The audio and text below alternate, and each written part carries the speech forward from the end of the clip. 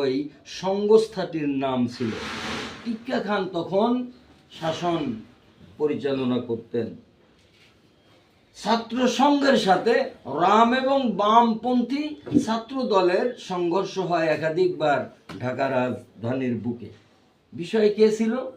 ইসলামী ছাত্র সংঘের চাওয়া পাওয়া দাবি দেওয়া একটাই ছিল, সেটা হলো বাংলাদেশ শতকরা ৯৮ জন মুসলিম সংখ্যাগরিষ্ঠ রাষ্ট্র, এই রাষ্ট্রের, এই দেশের শিক্ষা বিভাগে, শিক্ষা প্রতিষ্ঠানে, প্রাইমারি সেকশন থেকে নিয়ে কলেজ, ভার্সিটি, বিশ্ববিদ্যালয় পর্যন্ত প্রত্যেকটি শিক্ষা প্রতিষ্ঠানের সিলেবাস হবে কোরআন সুন্নাহ কেন্দ্রিক, কোরআন সুন্নাহ ভিত্তিক। এই দাবি ছিল ইসলামী ছাত্র সংঘের বন্ধুদের।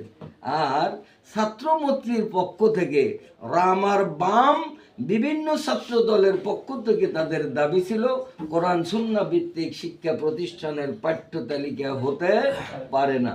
বাধ্য হয়ে টিক্কা খান ঘোষণা দিয়েছিলেন যে আমি সমাধান দিতে পারবো। ওই সময় দুই দল, দুই গ্রুপ, তাদের জন্য আমি সুযোগ দিলাম, ঢাকা ভার্সিটিতে তোমরা অনুষ্ঠান করবে, তোমাদের দুই পক্ষের বক্তা থাকবে, কোরআন সুন্নাহ ভিত্তিক সিলেবাস তারা যারা চাচ্ছে তাদেরও বক্তা থাকবে 7 জন, আর কোরআন সুন্নাহ বিমুখ যারা শিক্ষা অঙ্গনের পাঠ্য তালিকা চাচ্ছে তাদেরও বক্তা থাকবে 7 জন।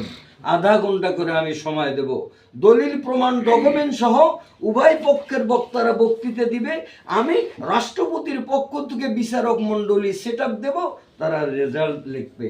বিচারক মণ্ডলী তৃতীয় পক্ষ, নিরপেক্ষ দৃষ্টিভঙ্গি নিয়ে তারা রেকর্ড করবে। লাস্টে বিচারক মণ্ডলী যে রায় দিবে, এই দেশে কোরআন সুন্নাহ ভিত্তিক পাঠ্য তালিকা হবে না কোরআন বিমুখ পাঠ্য তালিকা হবে, আমি সেটাই মেনে নেব। বাধ্য হয়ে সেটা শুরু হয়। ছাত্র সংঘের পক্ষ থেকে, ইসলামী ছাত্র সংঘের পক্ষ থেকে একজন মেহমান, একজন বক্তাও বাহির থেকে তারা আনে নাই, পয়সা নাই। কিন্তু ছাত্রমৈত্রীর পক্ষ থেকে তারা বাহির থেকে বক্তা আনছে 5 জন, আর স্থানীয় বাংলাদেশের বক্তা তাদের মাত্র 2 জন। রাশিয়া থেকে আনছে, ইংল্যান্ড থেকে আনছে, জাপান থেকে আনছে, ইউরোপ কান্ট্রি থেকেও 2 জন বক্তা নিয়ে এসেছে। যেই মঞ্চে প্রোগ্রাম শুরু হলো, ঢাকা বিশ্ববিদ্যালয়ে শ্রোতার সংখ্যা ছিল 2 থেকে 2.5 লক্ষ। সেই মঞ্চে যখন বক্তৃতা শুরু হলো, লাস্টের বক্তা ছিল ভাই শহীদ আব্দুল মালিক। একদম শেষে তাকে ফালানো হলো।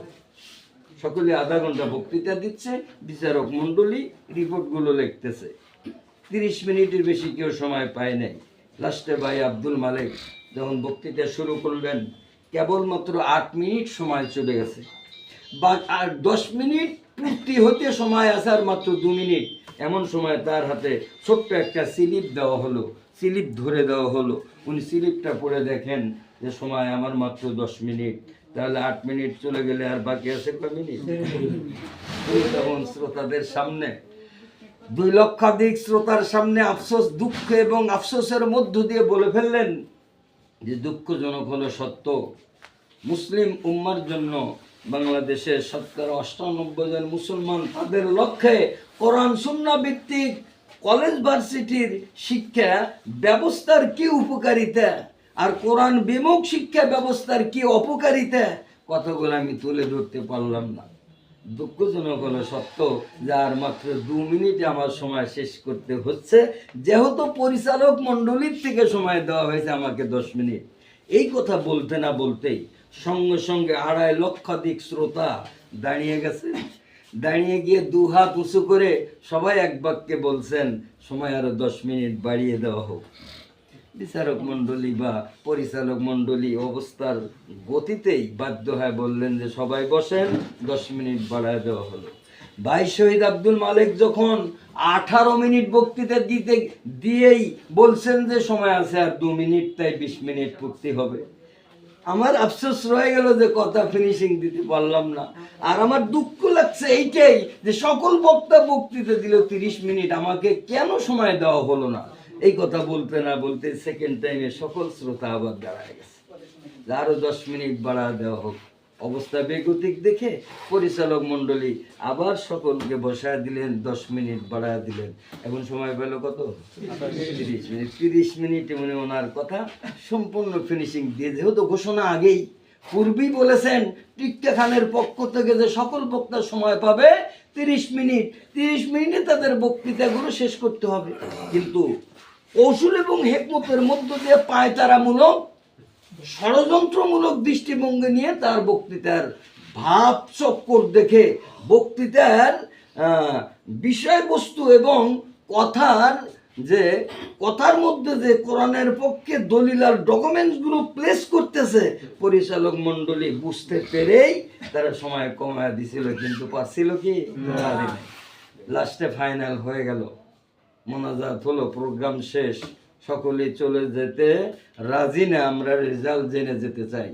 বিচারক মণ্ডলী 15 থেকে 20 মিনিট পরেই রেজাল্ট দিলেন যে 7 জন বক্তা রাম এবং বাম ছাত্রমন্ত্রীর পক্ষ থেকে যারা বক্তৃতা দিয়েছে, কোরআন বিমুখ সিলেবাস যারা চেয়েছে, তাদের কোনো দলিল, কোনো ডকুমেন্ট, কোনো প্রমাণ কোরআন সুন্নাহ ভিত্তিক নয়, বিভিন্ন মহামানব কেন্দ্রিক, বিভিন্ন ডারউইন, কালমাস, লেলিং, মাওসেতুং এই জাতীয় ম্যানদের ডকুমেন্টস দিয়ে তারা বলেছেন।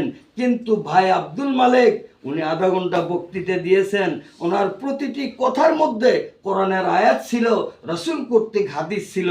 বিদায় আমরা মুসলিম এই দলিলের কাছে ওই বহির্রাষ্ট্র থেকে আগত 7 জন মেহমানের একজনের বক্তাও ধারে কাছে টেকে নাই।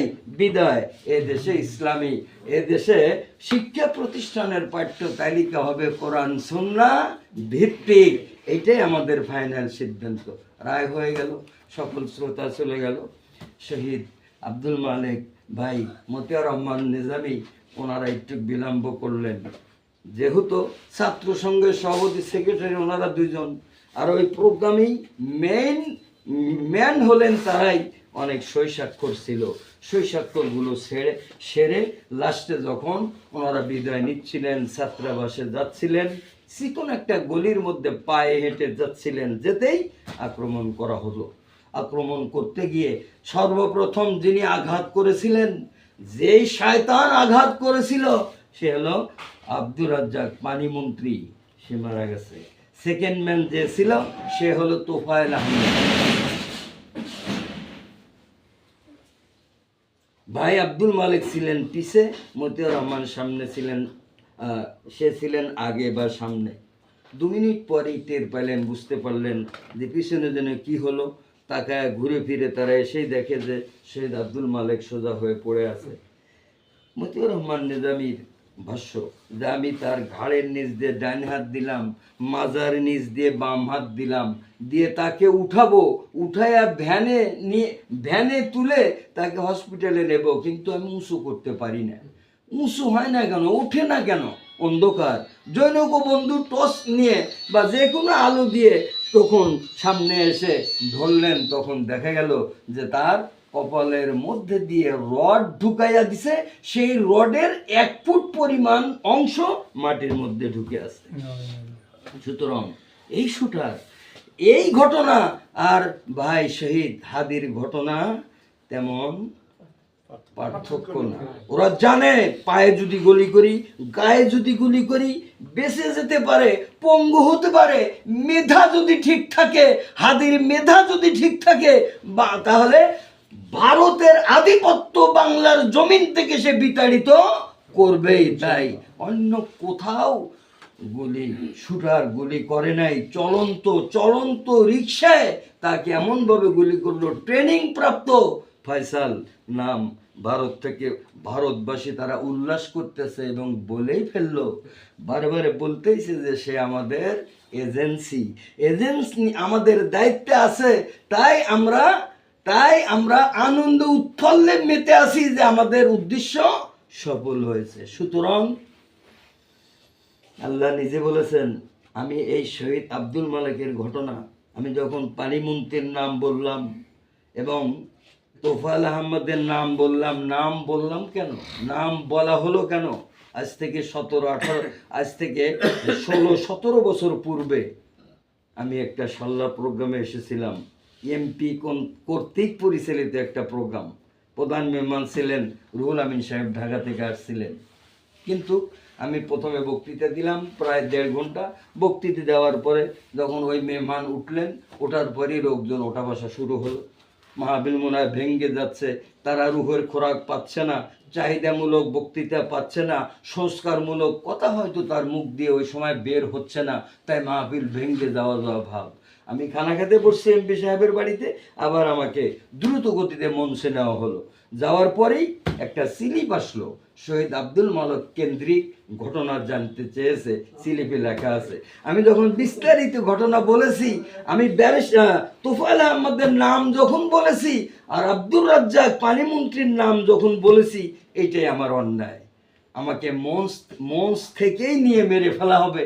আমি প্রাইভেট কার নিয়ে এসেছি, আমার কার সেখান থেকে ড্রাইভারকে ম্যানেজ করে সরায় নিয়েছে ভাই আবু বকর, সাল্লাবাড়ি জামাতের রোকন।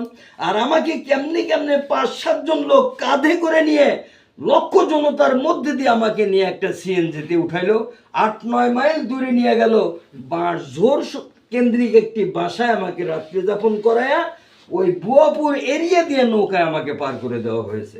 সুতরাং এই ঘটনা, এ জাতীয় ঘটনা নতুন কিছু না। যেই সমস্ত কথা বলার কারণে আমাদের প্রাণপ্রিয় ইসলামের বলিষ্ঠ কণ্ঠস্বররা জীবন দিয়েছেন, এটা নতুন কোনো কিছু না। রাসূল করিম সাল্লাল্লাহু আলাইহি ওয়াসাল্লাম পরিষ্কার ভাষায় বলেছেন না। বর্তমান আপনারা ফেসবুক দেখবেন এবং নিয়মিত পত্রিকা পড়ে দেখবেন, আমাদের নিয়ন্ত্রিত পত্রিকা ছাড়াও অন্যান্য পত্রিকাও দেখবেন হেডলাইনে লেখা আছে প্রথম পাতায় যে ভারত বাংলাদেশের সাথে অঘোষিতভাবে যুদ্ধ শুরু করে দিয়েছে। এই হাদির ঘটনা পর থেকে এটা লেখা আসতেছে। অতএব তাদের সাথে যে যুদ্ধ হবে, ভারতবর্ষের সাথে হিন্দুস্তানের সাথে যে একটা যুদ্ধ হবে, এই কথা রাসূল করিম সাল্লাল্লাহু আলাইহি ওয়াসাল্লাম ভবিষ্যৎবাণী করে গেছেন। আল্লাহ রাসূল বলেছেন 2 শ্রেণীর জনতা, 2 প্রকার মানুষ কিয়ামতের মাঠে আল্লাহ পাকের দরবারে ভিআইপি ম্যান হিসেবে চিহ্নিত হবে, আল্লাহর অত্যন্ত ভিআইপি মেহমান। 1 শ্রেণীর জনতা, তারা হলো হযরত ঈসা আলাইহিস সালাম যখন আসবেন, আসার পরে তার কাঁধে কাঁধ মিলাইয়া, তার হাতে হাত মিলাইয়া, তার সহকারী হয়ে রাম আর বাম জনশক্তি কাফের মুশরিক বেঈমানদের সাথে যুদ্ধ করবে। ঈসা আলাইহিস সালামের পক্ষ থেকে যুদ্ধ করতে গিয়ে যারা শহীদ হতে পারে, গাজীও হতে পারে, এই শ্রেণীর লোকেরা কিয়ামতের মাঠে নাম্বার 1 প্রথম শ্রেণীর ভিআইপি মেহমান হিসাবে আল্লাহ তাদেরকে বারণ করে নেবেন। আর 2 নাম্বার ভিআইপি মেহমান হিসাবে আল্লাহ বারণ করবেন যাদেরকে, তারা কারা? রাসূল করিম সাল্লাল্লাহু আলাইহি ওয়াসাল্লাম বলেছেন যে হিন্দুস্তানের সাথে